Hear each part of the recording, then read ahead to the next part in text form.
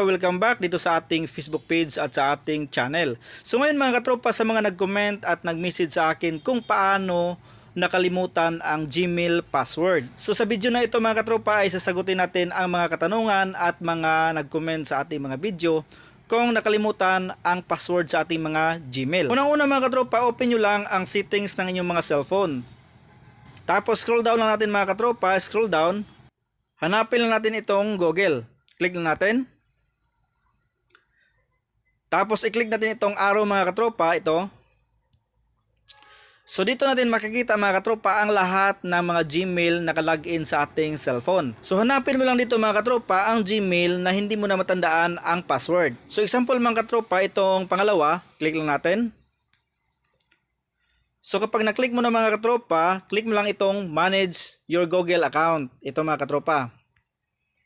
Tapos dito mga katropa, i-scroll mo lang, hanapin mo lang ang security.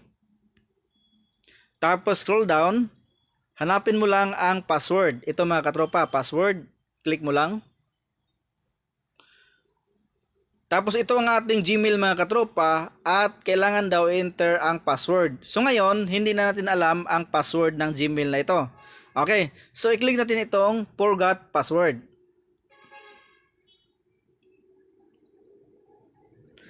So ngayon mga katropa, kailangan natin ang screen lock, pin, or fingerprint sa ating mga cellphone. Pattern, pin, or fingerprint. Pwede mga katropa. Kailangan gumawa kayo ng screen lock. Pagkatapos i-click itong confirm your screen lock.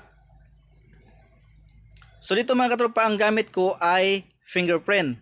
So i-click mo lang itong continue. So ngayon mga katropa, nakalagay dito sa taas, Google confirm this phone is yours. So ibig sabihin, alam ni Google ang ating mga cellphone. Alam niya ang ating location at alam niya kung anong unit o anong brand ang ating cellphone. Okay, so click mo itong continue.